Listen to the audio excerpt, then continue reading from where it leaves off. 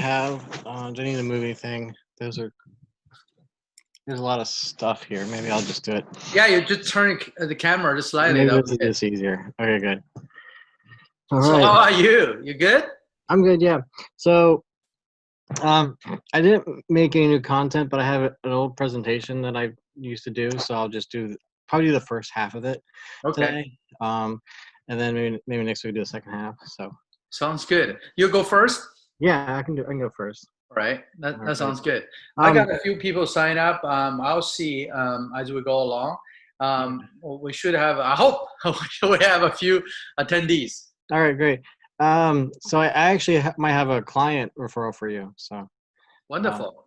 So, And then that July 15th is the deadline. If you have you got your tax ready? Yeah, he has nothing to do with taxes, but he's he's a client of mine, but he thinks he's going to have like a big a business breakthrough, and will need kind of like a money manager. So he says, but we'll see.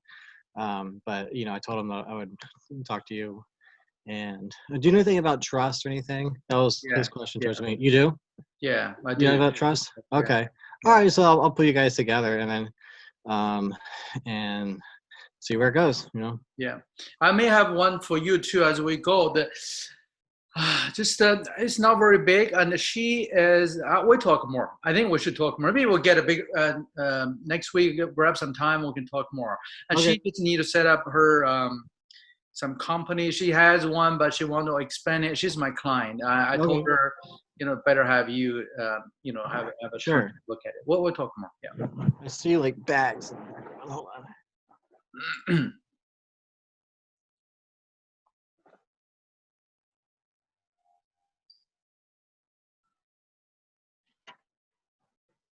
I think that's a bit better. Yeah, you partially covered it. I don't see what I see on the screen. Just mainly your computer, right? I see your computer, see the painting, and I don't see much other things. Yeah, that's probably everything. Everything that way is laundry. Yeah, mine that's bed. You don't see it. If you want to switch the camera, you see the bed. But yeah. Okay. Hey, I'm leaving. I'm going to Kansas for a few days the weekend. Okay. So, but I think I should be back before after the July 15th. So. Okay. Yeah, I'm going out of town the first week of August. So. Oh, so first are you vacation? Yeah. Wonderful. Where are you guys going? We're actually going. Well, we're gonna try to go to Puerto Rico. Wow, that's far. I found out today that you need a coronavirus test within 72 hours of going to Puerto Rico. So, so we'll see. Yeah, let's hope I don't get coronavirus in the next month, and otherwise it's canceled. Right. International travel is hard these days. Mm-hmm. It is really hard. You got to be careful. You don't want to be detained. Right. Those exactly. people, you cannot come back. I think I heard the story. People went, you can't come back to travel. Yeah. Right? So better stay put. We're going to New Hampshire maybe the end of August, but not going anywhere adventurous. Just want to stay close as much as possible. Yeah. You got your slide? Maybe I have my slide all up. If you want to just put them up, and we'll just go straight, right? I see. Sure. I think we should get started now. I have one person sign up already. I mean, we're a little early, but I mean, I got a person. You want to get started? Yeah. Whoever signed up, you're a few minutes early. Just hang there. Steve and I. We're just trying to get everything set up for the audience. So there's a few. Yeah. More so minutes. I'm gonna do my share screen. Yeah, I would say you. Why not just put your slides up first, then make sure we're ready for it. All right. Do you see it? Not in the full screen, but it's okay. I can see it. I can see the slides and also on the side. Yeah, I can. Why don't we? I can make it. If you click, there is an icon at the bottom, the first one on the right. You click on that, that will make it. Yeah, that's right. Okay, you see it? Yeah, not yet. Not the full screen. I still see the same. You didn't click on it. Yeah, I did. It's not. Uh, You don't see the full screen. And not yet. It's not full screen. Yeah, this happened last week. We can stay on this. I think it should be okay. I can see it though. You can see it.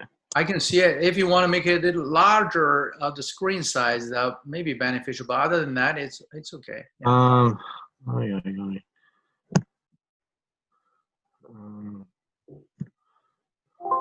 How about that? This is better. Okay. This is better. This is slightly better. Yes. All right. Okay. All right. I'll do that then. I'll just do the first half of this presentation. Yeah. No worries. And I will. Hey, I will just say 2 minutes before, just for the folks on already. We're gonna do this through Zoom and on Facebook Live on the Mega CPA page. So when we get probably 2 minutes before that, Steve will go live. Yeah. Okay. All right. Yeah. All righty. Sounds good.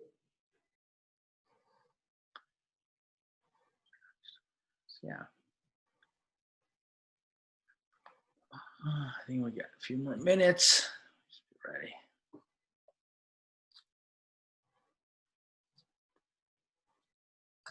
So this will have some overlap with one I talked about a few weeks ago, but it's not.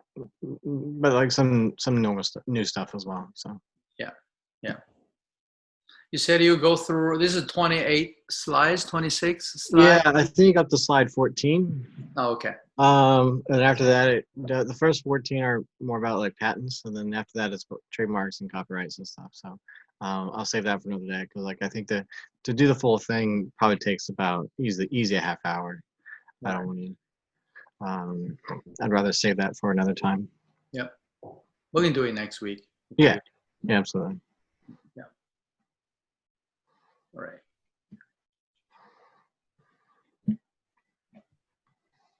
I used to need 5-10 minutes to get it set up. Now I've done this No, really. times. Yeah. Like a way. Yeah. Remember that first week? I think we did like 2 practice sessions. And we still had hitches and stuff. Yeah, it's funny. I remember we did a Facebook Live even, right? Just to test. Oh yeah. It was a. Well, I think that was the second week. It just nothing worked at all. I hope we can go live, and as I said, we'll just wait for a few more minutes before I do the Facebook. That would take 2 minutes. Okay. Yeah.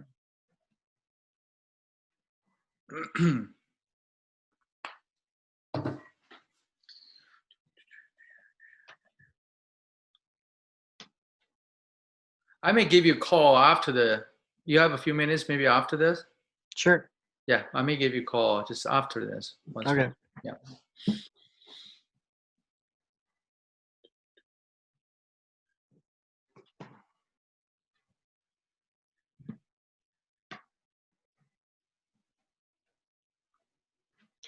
So I took my daughter to the park earlier today, and I this happens all the time where I buy her a sandwich before going, and I bought myself a sandwich too, and like I was just so hungry. Right. And like she was playing, so I ate both sandwiches. and then she comes up and goes, "Sandwich." And I'm like, "Uh-oh." and she even pointed to the bag. Who is the one? He's like, "Sandwich, there's a sandwiches in that bag." I'm like, "Uh-oh." No, there used to be. That's funny. How old is your daughter? A little over 2.5. So 2.5 is it's a beautiful age. Yeah, I remember the youngest one I have is 6 now. Okay. Fly, just so fast, and he's already 6. He's gonna be a first grader next wow. year. Oh wow. Yeah, no, I remember, the day she was born, she was like this tiny little thing, and now she's, Yeah. saying, "Where's Daddy? There's supposed to be sandwiches in that bag." Where are they? Smart. Yeah, smart. He knows. He knows what to get. My 2-year-old daughter is shaming me, but she didn't realize that she was. So yeah. Sometimes I see you guys post on Facebook. That was great. Yeah. Oh yeah, yeah. I post. Her life is more interesting than mine, so she gets more attention. Yeah. Hey, we're about 2 minutes before that. I'm just going to test Facebook Live. Okay. We'll see. Normally take a minute. Then before I click on that, then we'll get ready. Hold on 1 second. I'm going to test it.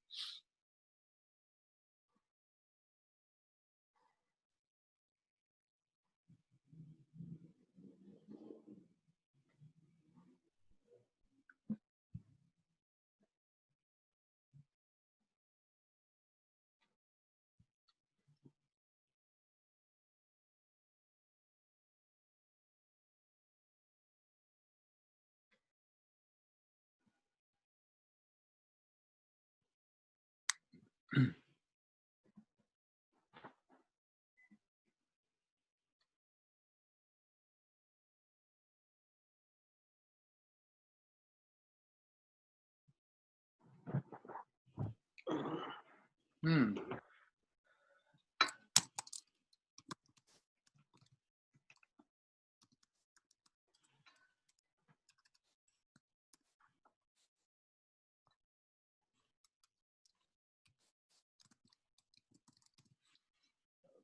Okay.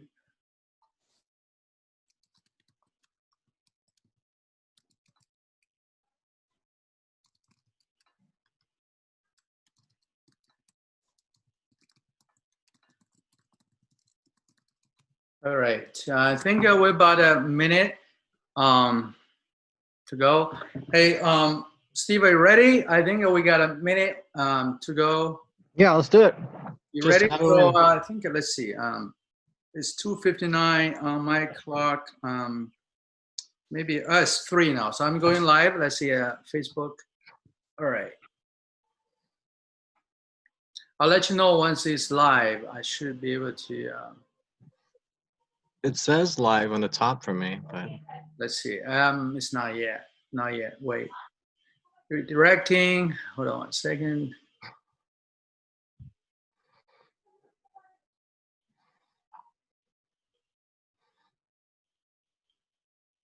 All right. I think we're ready, Steve. already. Yeah, I think it's already live. Okay, so welcome everybody to our weekly bi-weekly presentation on accounting and law. My name is Stephen Fairchild and my partner here is Yulin Lee. I'm an attorney and he's an accountant. So today I'm going first and I'm going to talk about what I refer to as the intellectual property minefield. This is sort of an introduction for entrepreneurs who are thinking about or even first-time inventors. What are the what's involved with protecting your intellectual property rights. So that's the level that I'll be discussing it. Obviously, there's an advanced version of this that I could do, but I won't be doing that today. So, and also this is based on a presentation I used to do a while ago. I'm going to be doing the first half of it today, and the next half will be probably next week. And this is just entirely about patents today, but the next following weeks will be about trademarks and copyrights. So let's begin. So it's my short bio. I had an intellectual property legal career at the big firms in New York, and went on my own a couple years ago and been helping a lot of entrepreneurs. So there are 4 basic areas of intellectual property: patents, trademarks, copyrights, and trade secrets. And today we'll be doing patents. So a couple of common questions I get from people. What are the benefits of an IP portfolio? What are the steps, timeline, and cost of having one? Do I need a license? And the short answer to, at least do I need a license is, well, you might need, maybe. You should talk to an attorney, let them figure it out. And the steps and timeline and costs, well, there's it's a myriad of different things. Every patents and trademarks and copyrights, they all have their own steps and timeline, and of course costs. But the benefits of protecting it, your IP portfolio really is your business. So if you don't protect it, then you could lose business. especially if you come up with something unique or your customer list, that those go under, trade secrets. There's a lot of, if you protect your IP portfolio, you will protect your business. And if you don't, then you might sink it. So, it looks a little weird. Sorry, apologize for that. But patent basics. So what is a patent? And so a patent is a monopoly that's granted by the government in exchange for the total disclosure of your invention. So it covers inventions, and that must be a physical object. So people say like, I have this great idea, or I have a great app that I could do. Well, if you don't really have that yet, then if it's not tangible, you haven't really invented it yet. So just because you have an idea for something doesn't mean you have an invention yet. And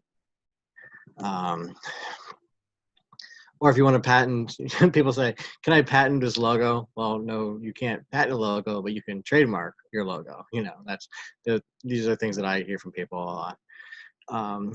So this confuses people all the time. So patent is actually not a right to do your own product. It's actually a right to prevent other people from copying your invention. So how does that work? Does that make any sense? So, like, just because you have something unique, someone else might have patents that cover the individual parts of your invention. So you might need a license from them to do your own invention. So just because you have all these unique parts of that, all you can do is prevent people from copying that unique assembly of what you have, but doesn't grant you the right to do it yourself. So here's a great example. So Bill Gates, they come up with, he has a new computer or whatever. And I create a great software to use on his computer. Does that mean that I can block people from, or does that mean like I have a right to use my software? Well, no, you still need to buy the computer pieces from Bill Gates, from Microsoft.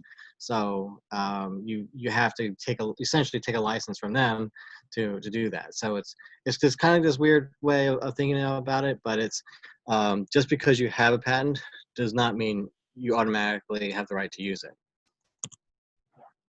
So general patent terminology. We have a utility patent, which goes to the object itself, and these are usually have the greatest value, economically, financially, and stuff. So you can also have method of use patents, a method of doing a business. They're kind of like cutting down on those, but it's common to be able to use something that we call a method of use patents. So here's an example from chemistry and stuff. So utility patent would cover like the compound. If you have a brand new compound, and any use of that will is covered by the utility patent. But if you have like a doctor comes along in 10 years and says, oh, well, hey, if we have this compound and we put it, if we give a person a dose of this like every 2 weeks at 50 milligrams, it's a great treatment for, I'm just throwing this out there, it's a great psychiatric drug or something. I don't know. That the second stuff I discussed would be a method of use patent. You would still need to have permission from the first patent holder who actually came up with the compound to use it later on. And that's what I'm talking about, that just because you have a patent, you still need permission from somebody else who might have a claim to the parts of your invention. And finally, we also have what's called design patents. And design patents just cover solely the ornamentation of the product. They have like they're not supposed to have any functional use. So a lot of today, iPads, iPhones, like the shapes of those things, a lot of them are covered by design patents. So this kind of goes back to like the timeline and cost to get a patent. So the average, what's called the prosecution time, is about 3 years. And if you're willing to pay some fees, you can do it faster. And the average patent duration is 17 years on average. So if your prosecution takes longer, then your patent duration will be a little bit less and stuff. But and how much does it cost? I tell people, be willing to spend at least $5,000 to get certainly a utility patent. And even if you get a patent granted, you still might have to pay maintenance fees to the patent office. And those aren't a whole lot of money, but they do exist. A common question I get is, can I get an international patent? And the answer is, well, no. You can get a US patent, and that's only valid in the United States. But the caveat here, and this is what I think people are trying to, what people hear about, and it kind of confuses them, is what's called an international patent application. And that's really just a common paper trail between America and, say, Europe, and it's just kind of it's just a common application process. But really, what you want, you can, if you have a U.S. patent, that's only valid in the United States. And likewise, if someone has a Europe patent or Great Britain patent, that has no value here in the United States in terms of economic value. So another common question is, do I need a prototype? The answer is probably, and 90% of the time, yes, you do, but it's not entirely accurate. And to really explain why, it's kind of like more of an advanced question, and it also depends on the technology we're talking about too. But like, if you have the more sophisticated the technology, the more likely you'll need a prototype. But I tell people it's good to have a prototype, because by doing that, you realize the improvements to the drawbacks in a prototype, and you figure out ways that can be done better, and those are good things to have.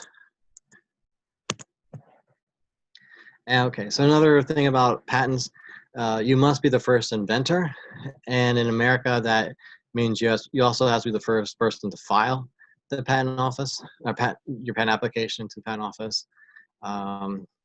We used to have this system in place where you could fight to be the first inventor, even if you're the second filer, but they changed the law. And a common thing you absolutely must be aware of is what's called prior art. And so prior art is everything that's publicly known about anything, and also your patent will be evaluated in terms of what's called a prior art. So every publication, every public use, every sale, that goes into figuring out if you will get a patent or not. And so people, of course, will want to hide it. If they've been selling this thing, their product for 5 years, and they don't tell me, well, that's one thing. But like, you have to tell the patent office if you've been selling your product for 5 years before you decide to file it for a patent. Otherwise, you can get into big trouble. So here's a common business strategy in patents. So if your prior art is too close to your idea, what you can do is you can design around it. And this is why I tell people to make prototypes, because you can figure out what's the drawbacks, and also it helps you sort of design around if other prior art that's around. You can take a license from the patent holder. So again, this goes back to just because you have a brand new idea, and even if you get a patent on it, doesn't mean you can do your invention. If it's very close to someone else's patent, but not even if it's not the same, they could still sue you for patent infringement. So you might want to talk to them to get a license. And you can always challenge the competitor's patent in court. They call them declaratory judgments. You actually sue them to have their patent invalidated, but you really need to be a competitor to do that. And this is something I tell people all the time. It always comes up. Do not publish your patent, or do not publish your trade secrets. Do not do any of that unless you're ready to patent. Get that patent on file. You've got to do that. Do not do any sales, and you gotta talk to patent attorney and get that where you've done all the hard work to develop a great idea and have this great invention. Protect it, and the one of the worst ways to not protect it is to just tell the world about it, or publish it, or go on or start selling it without having a patent application on file. And the reason is because that might actually bar you from getting a patent down the road. And so kind of like what I was talking about, so you want to file with the patent office as soon as possible, because the prior art is always increasing. Today was more than yesterday. It's going to be worse tomorrow. But also, if you want to design around, you might need some development time. And this is why I tell a lot of people to use what's called a provisional application. It puts everything you have right together now, and it gives you 1 year to kind of put together a non-provisional. And provisional is not examined. It just sort of protects your rights for the next year. And in that time, you can develop your ideas. You can get funding from investors, and while your patent is actually protected. Okay. So I thought I was going to page 14, but we're up to page 12. The rest is copyright, trademark stuff. I'm going to save that for another day. So this just covers the patent basics. And if you have any questions, feel free to email me. But beyond that, I'll turn it back over to you, Johan. Yeah. Hi. So anybody, if you guys have questions, please use Zoom, chat, or use the online and some questions. I think there's one question that people can confuse is that if you file a U.S. patent, but that doesn't mean that you're protected everywhere, right? So that's simply in the U.S. So once you got the patent, but if you do want to, want to protect it like in Europe, you had to file individually in each law. So this isn't my area of expertise. I've never done one before, and I think they're very expensive. But you can file an international patent application, and those are called PCTs. Right. And that gives you the chance to file a patent in the United States, to Europe, Japan, whatever. But like these things cost like $10,000, and you still have to file in each individual countries. So most people just, certainly the people I deal with, they have no interest in that. They just want an American patent. Right. They're here, so they. But yeah, just because you have a patent here doesn't mean you can. It has no value by itself in other countries. That said, there are other countries that look to an American patent to decide if they should have a patent in their country. So they they kind of like leech off of us, that they assume that the American patent system is very thorough, and they don't have the funds or desire to have a thorough examination in those countries. So they just kind of look to see what America did. And this is what I've heard. I don't have any specific examples. I think it happens in Latin America. The Latin American countries they might just grant a patent locally based on the fact that there's one already established in the United States. Yeah. Hey, Steve, there's one question came from Robert Whitmore. Hi, Robert. Good to see you. And he said, Steve, is IP a practice area you're comfortable supporting? Absolutely, yeah. I mean, I've done a lot of intellectual property work, and it's been the bulk of my legal career. And in the last couple of years, I transitioned from doing exclusively IP stuff to entrepreneurs and helping people set up businesses. But because it is sort of I see another question here. But anyway, so those are my roots. But I branched out because I see the bigger problems that people have, and I want to help a business out as much as I can. Yeah, that sounds good. Okay, I just responded to Robert. Okay. Follow up. Yes, we'll go through that. Yes, talking about taxes, so I would have to leave that to you. I don't know much. I'm not the specialist. Yeah. Well, if there is no more questions, we're going to move to the session. I'm going to talk about the tax savings and stuff like that. So Let me switch over to my screen. We get started. Steve, let me know once you see it. All right. Steve, can you see it? Yeah, I see it. Yeah. That's a full screen, right? How to reduce the biggest expense in your life. I see it. Yes. Okay, great. All right, let me start it. Hold on one second. I think we're good here as well. I just want to make sure we are all good on the recording. Yeah, everything's all set. So, hi, good afternoon, everybody. I'm Yulin Lee from Megan CPA. Thank you for attending the weekly double punch from the accountants and the attorney, right? So we're offering this almost weekly. Sometimes we interchange, but we do that here on Zoom and also on Facebook Live. So welcome. We'll have a lot to discuss, so let's get started. Hope you guys are ready. So today's topic is how to reduce your biggest expense in your life. You know, I learned this over the last week. I had a very good seminar I attended online, and let me just tell you briefly the story. And this person, his name is Myron Golden. He's one of the public speaker, and he talks a lot about life in general, right? Inspirational for small business owners. And he's also a best-selling author, right? And then what really intrigued me is he went on stage, talked about everything else, and then he asked the audience one question. He said, what are the top 2 biggest expense in your lifetime? You remember the audience, most of them are business owners, right? A lot of them were successful with they call it 2 comma, is you have a 7 digits, so probably you have more income. And then ask, what are the 2 biggest expenses? So name the 2. The people are saying, okay, houses, cars, obviously people buying fancy cars, right? Tesla and whatever it is. And then people saying education, retirement, and even someone throwing in, okay, it's education, my kids cost the most.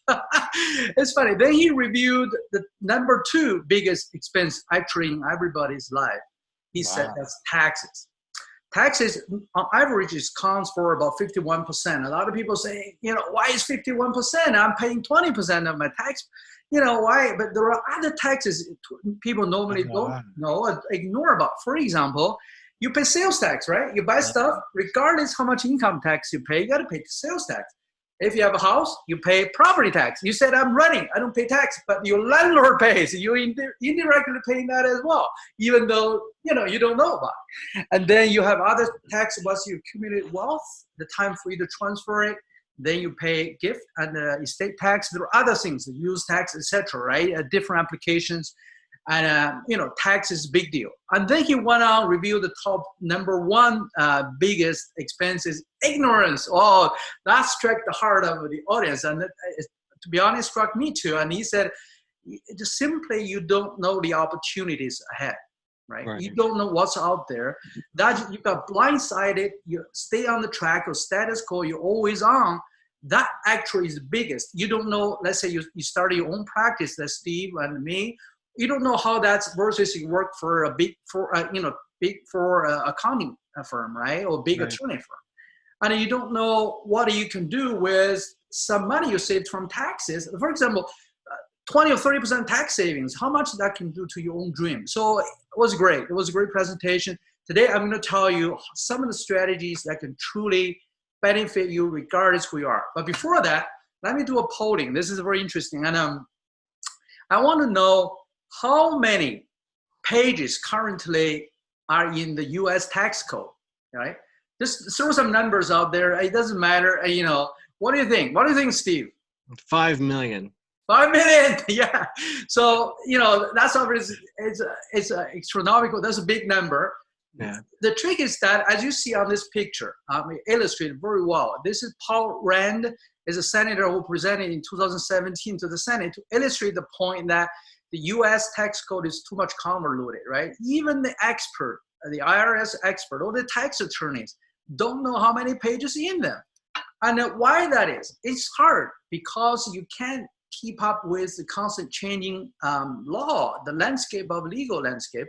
For example, in at the end of 2019, the Secure Act passed. It had a very significant impact to the retirees, right? Retirement savings. A lot of people, didn't know about it because of the onslaught of COVID. Then it also have a big part of it. It applies to the small business owners. Then what happened right around the COVID-19, the Congress passed the CARES Act. This, a lot of people know about it because people apply for the PPP loan, idle loans, or other benefits from your paycheck, right? So you learn all that. Then what you didn't know is that for as SBA or the Treasury Department to implement all these laws, they need guidance. These guidance, to be honest, as a practitioner, we see them, we watch them, we observe them almost daily, right? Whenever we have updates. What are the rules? How do you get forgiven of your loans? What are the criteria? Did they get extended? Is the loan run out? All those things is constantly changing and make it so hard for, I don't know, where the expert. We're doing this 24/7, if not 20, but every day, let alone for the business owners or the families, right? How do you keep up? It is really hard. So what is this online class for? Is it for the super rich or for a business owner? Or someone like a doctors, like most of my clients are. Always for everybody who don't even have a business, right? So the matter of this class is for everybody. And the goal, I have two goals. One is that if there is a way to preserve your hard-earned wealth and money you just hard-earned and accumulated, one way is to try to save the 51% of tax through your own investment of time and study, trying to find the best strategies for you. Or another way is really to find a trusted partner, right, you can work with. And I want to make the second point is that Megan CPA is the ideal partner because we are anchored by two important values. One is that we trust-based company. We really value trust between us and the clients. Secondly is our investment. I'll tell you more about why investment are important. So without further ado, before that, let me tell you just a little bit about myself. I am 20 years experienced CPA, and also I'm a CFA. A lot of you may not know that. CFA stands for Chartered Financial Analyst. So I used to work on the street managing money, hundreds of millions of dollars money. I was a portfolio manager, and I manage assets. Then I have an MBA from University of Illinois in finance and accounting. Finally, I am a fellow of Society of Actuaries. I used to work for one of the largest global insurance company. I was a CFO running a joint venture between Sony and in Tokyo, essentially, and here. That's enough for my credentials. More importantly, I want to tell you about my journey, right? My entrepreneurial journey started very funny. The first 10 years, I had a very stable job. I worked for the company. I enjoy all the luxuries, having a very stable, comfortable life. But about 5 years ago, I started my own company. It's a healthcare startup. Mainly is helping people with diabetes, right? How to use technology, and more important is data. Use data to prevent them. I learned a hard lesson. It started from a very rough patch, but even though we started to get back on track, the company itself started to get back on track, but I learned this in a very hard way. What is that? Is that technology, right? A lot of entrepreneurs focus on technology and product. It can only take you so far, right? You gotta be able to find where the customers are. Customer-centric is what I really learned the most. And the lesson I learned the hard way is my epiphany moment. So I want to bring that lesson in building a new company, which I call it Megan CPA. The company, that's why it's anchored by the trust between us and the clients. And more importantly, the technologies I continue to invest in tax savings strategy and also automation. I'll tell you more why those are important. The main objective of those investments are saving time for our clients and also us.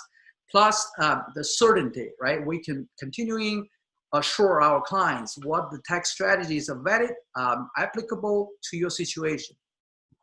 So if you're struggling in the marketplace, you're saying, okay, Yulin, I don't know what are the tax strategy. How can I save the 51% of taxes? You are really not alone. A lot of my clients are in dark. Given the constant changing landscape of the law, I don't blame you. So that's what you're here for. Today, I'm going to tell you 3 secrets. I think it's important for you to change course, start a new journey, right? Start a new relationship. Why? Here are the 3 things I think is very important to a lot of you, if not everyone. One is that I want to explain, I want to tell you, of the 500 most profitable companies called Fortune 500, a lot of you know it, I bet everyone knows that.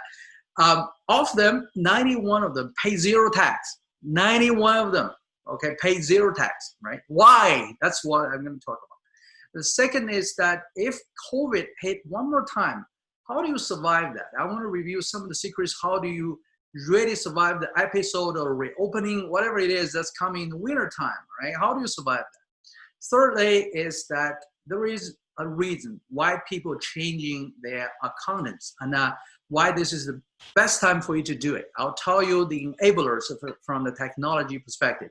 So the number one, right?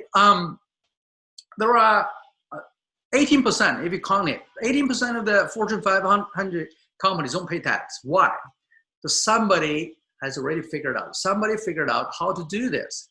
Let me just tell you some of the tax strategies people can apply. You can apply too. If you're on this webinar, you learn them, you work with your advisor, you probably can work on this. One, like in the list on the left, it says here R&D tax credit. What is that, right? That's the research and the development tax credit.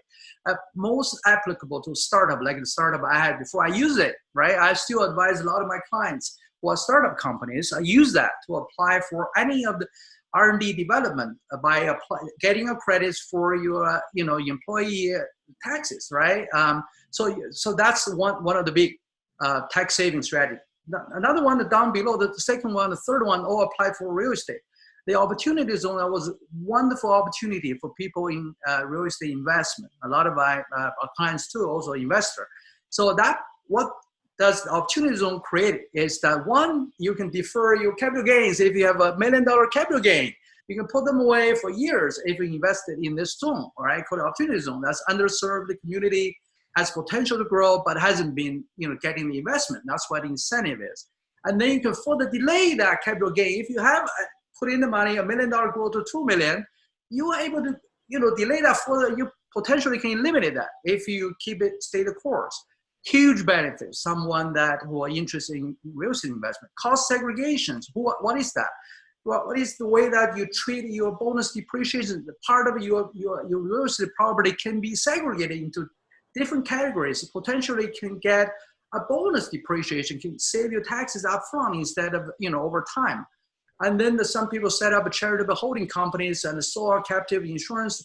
ESOP is one of the things that employees share stock ownership plan. Huge benefits for a small business if you know how it works. I love it. I really liked it.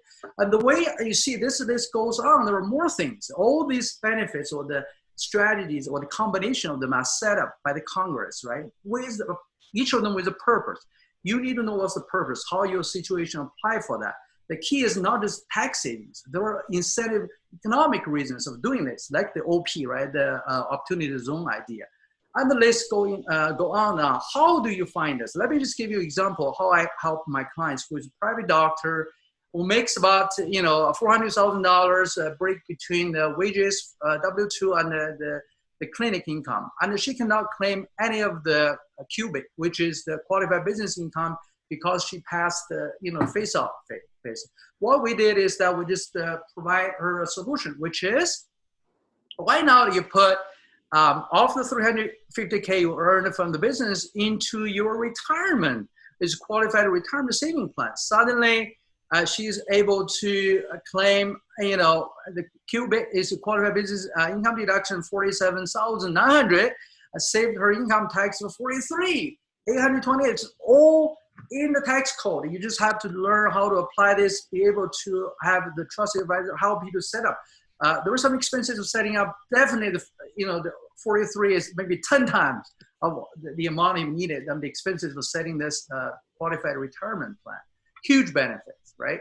And then why I'm confident. In the recap of the secret number one, right? There are strategies that really can benefit your specific situations.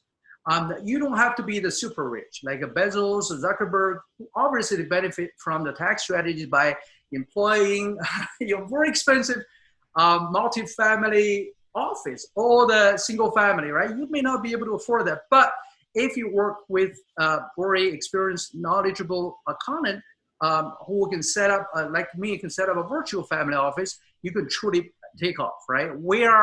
Why I'm confident, our strategies are backed by the program called DPP, it's a due diligence project. All the ideas or strategies are vetted by a group of people, not just one person. We have hundreds of people, tons of experience in the industry, have bring the strategies actually in the hands of their clients to use them, right? To test them out and also be able to validate them through the due diligence process. So we're confident what we're offering you are something you can really rely upon to generate the tax savings you deserve.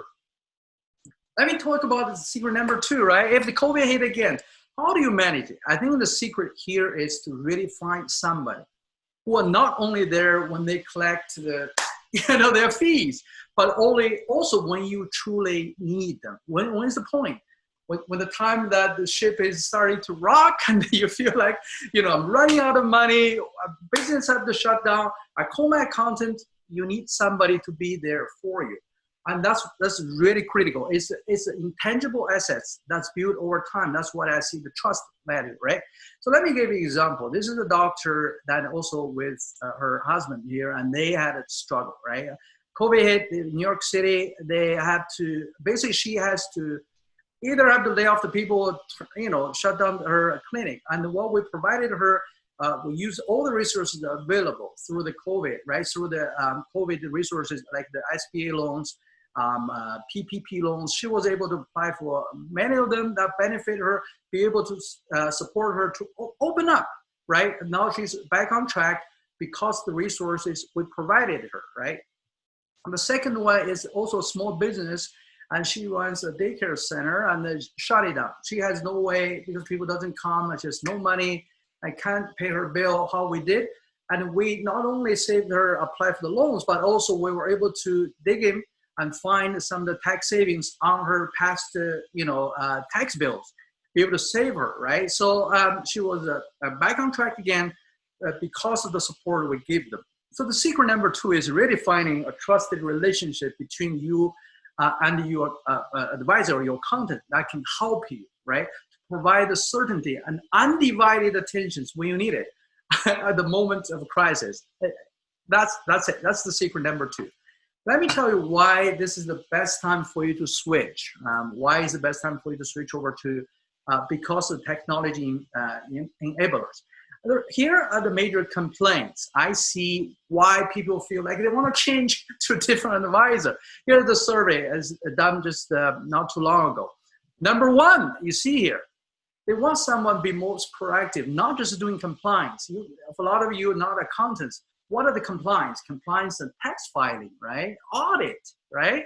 So those are the things you must do.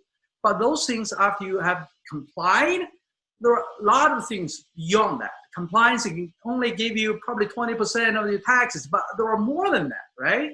So what you need is someone to proactively look at your business as a whole, right? Look at your life if you don't have a business, be able to provide you the best strategies that not only make the tax sense, also make the economic and lifetime sense, which I explained earlier when I talk about the tax strategies. Tax saving is not tax avoidance, rather than it's a tax saving for a purpose. I think you will learn that as you work with somebody, right? Then there are other things why they feel like they need to make a change, why they don't provide advice. They simply, when you call them, one of my clients said, which is a barebone, the CPAs, when you call them, take a long time to reply you, and sometimes even don't reply because they swamp, or they simply don't have answer. They are not specialized in elite tax strategies, which we are, right?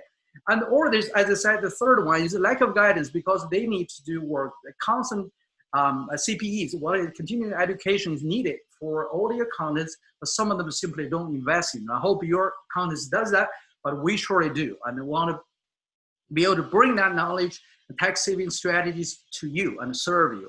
Let me tell you one thing before you consider a new accountant.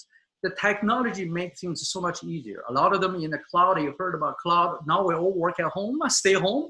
you don't have a chance to go face-to-face, meet your accountant necessarily. And also for security reasons, the email is not secure. You don't want to share the information. So you want to have a tax platform like the one on the left here, the big dialer says CCH Access. It's an online tax platform, is one of the best, and it provides everything you needed, right? Online, you have a secure portal, you exchange information with your accountants. Besides, you can do all the taxes online. You'll be able to see it and then communicate it if there is any amended, any changes you need to do. Secondly, beauty for the business owners is that on the right, the CCH Tax integrates seamlessly with a lot of accounting softwares, like QuickBooks is very popular, Xero, someone use it as well. And then with your, the payroll service, like OnPay, Gusto, it's both of them, are very popular. So make your life a very easy task. Instead of you spending, I don't know, 1/3 of your time, maybe 20% of your time on tax, bookkeeping, payroll, sales tax, all that, you find a partner who are really waiting to invest into technologies, not only save your time, but also lower their fees because they were able to do a lot more with the technology. So that's why now is the time to switch. Because of the technology enablers, you can easily bring your bookkeeping or whatever the software is into the new platform and start it as new, just like a flip on and off, right? So it's very easy. So if I showed you today what it works for my clients who can save 43%, right? By investing $100,000 and in retirement savings, not investing, you just put away, just steal her money. And she gained $43,000 of tax saving. That's her really in her pocket. That's no burden. Everyone wants to do that. If I showed you this, I know you probably would say, okay, you got a lot of information today. You're a little bit overwhelmed like this little boy. But I wonder if I can just make a special offer for you to take a leap of faith on me, on us today, by allowing me 10 minutes of your time to show you how you can implement the strategy, right? So what are you going to get today is that if you're willing to stay with us, what I'm going to show you is that we're going to offer you a 2 years complete tax saving tax review, right? A tax review for your 2 years of a review for free. And then if you say, I do tax reviews, it's fine. We can sit down and talk about one specific or maybe multiple specific strategies that works for you, which is the business savings, business cost savings, or tax savings. Then I will spend 30 minutes of the time with you. This is all included, sitting down and talk about what the strategies, how we can implement them. So is this for a business owner, a fluent business owner, or private doctors, right? Or the real estate investors, super rich, or not only bust. Actually, I would say this, the tax strategies, the framework we set up works for everyone, right? Everyone, regardless. This is the example. One of our client who is obviously a business owner, who is a property manager, and used to pay 42% of the marginal tax rate. And we were able to find the proper strategies for him to say, put away 70 million. Man, he's a millionaire, maybe 70 million, even that, 70 million is a big number. But however, you don't need a millionaire to be my client. There were people like this. My client on average is between, most of them between 150K to 450K, right, income range. And the tax savings can be between $5,000 go all the way up to $50,000, even more. So this is a very typical.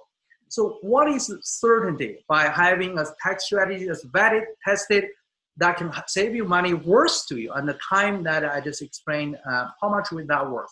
Of course, today I can say, okay, I can make you offer as cheap as possible, right? So instead, I think the second option for me is to invest a little bit my resources onto the tax savings strategies plus technologies to make it work for you. So if all this did is this, give you peace of mind that how much would that worth, right? You stay away from the troubles from IRS and the financial troubles. And what's the certainty with that, how that be worth to you on your financials and your liquidities, cash flows, even the time saving, you can spend more time with your family or do something you truly like. Would it be worth $1,000, $850? Because today you're truly special, I will make this a one-time offer, a one-time only. That is that if you join us today by just simply log on to the address down below, which is megancpa.as.me/gold. For $137, you will get what we offered earlier, and also you got 30 days of money back guarantee if you don't like it. So the real question here is that if you're willing to simply spend a few minutes of your time and to learn, give yourself a chance to learn a new way of managing your tax and managing your assets, managing your wealth. Essentially, a way of looking at 41% of your total, your income, how you can better manage it, right? Just simply make a phone call and spend the time with me. And here's what you're gonna get, right? So we got 2 years tax return review and selected business strategies in 30 minutes. Since you're very special, for the first 20 people who sign up from this webinar, what I'm gonna offer you is this. In addition to the tax strategy review, I'm gonna actually find a strategy, implement it, right? Select a strategy that you and me, sit down and find it, regardless, is a strategy like the one in the retirement saving plan, whatever it is. We're gonna sit down and map it out this plan for you to implement. And I will give you another 30 minutes, spend time with me to further discuss the issues we have, right? So for all that, it's over $2,500 of a value. But today, if you sign up, we're gonna give you only $137 today. By signing it up, just go to this site, schedule a meeting with me, and then we will have it started. So that's it. For $137, you give yourself a chance to start a completely new relationship with best-in-class tax saving strategies. Hope you guys all enjoyed it. Thank you so much. I'm ready for some questions, whoever has. Wait, we got some stuff down here, right?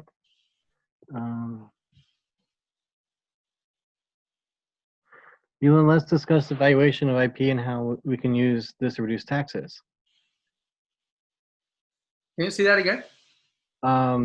Evaluation of IP and how we can use this to reduce taxes. Like this came up when I was talking about, but Right. You're the tax man. Right. So one of the questions is saying how to discuss the valuation of IP. I mean, there are things like the valuation of IP. When I was a startup, right, my value of the firm is all embedded in my IP, right? How I'm going to be able to value that, also be able to account that when I have exit strategy, I have a tremendous value. And then how do you be able to, like what I was talking about, one of the example of the opportunity zone strategy, let's just say that I am valued my company $1 million, right? They've been accumulated, I don't pay any taxes while it's accumulation phase. One day you gotta be able to cash out. That was the time, right? There's exit strategy. On the exit strategies, there are several things the tax man will come in. One, what is the capital gain tax, right? So how much you got to pay for that capital gain? Because income tax has been paid over time, that's over the years. But for IP strategies, with fully embedded in the valuation of your firm, the capital gain tax is huge. Are you going to put aside in the trust, as we talked about earlier? Are you going to be able to put aside the company transfer when you exit it? Put in a further investment qualified plans. For example, the opportunity zone strategy. Let's say that I sold my company for $2 million, right? I have a capital gain of $500,000. So for that capital gain, I can put away in a tax saving vehicle, like the opportunity zone strategy. You can further defer that for 10 years. You don't have to pay capital gain tax. Think about that, right? If you're talking about 40% of the capital gain tax, whatever you're on top of that, you can further defer that. If you pick the right strategy, you can even have that saving for your future generations, right? So the taxman will come in. You need to work with the strategist who knows your business, be able to put that away to the max as possible. Did I answer that question? I don't know. Answer that question, Steve, and the person who asked. No, I think you're right that talk about capital gains taxes and stuff, and when you invest in and stuff like that. Yeah, absolutely. You can definitely IP definitely counts as capital gains. Yeah, I remember last time when I sat down on this webinar, there people asked about this. So how are you ascertain, right, your strategy works versus other strategies? As I was explaining earlier, right, a lot of this, let me stop the sharing so we can see each other better. So a lot of this is related back to we are a group of people really supported by the due diligence projects. So we work together as a team. So we use our resources to fully vet the strategies, right? So that's one of the key components of why we are so confident we'll provide you the best in class tax saving strategy. Excellent. Great. Any more questions, Steve? I don't think so. Were any of them, did any of them come your way, or? No, I don't see that anymore. I think we're good. Hey guys, I think we're gonna end the session today. It was very, it's great, and I have a lot of fun. Hope you guys can join us in the future too. And either for Steve and I, any questions, please follow up. Absolutely. All right. All right. Thank you so much. Bye.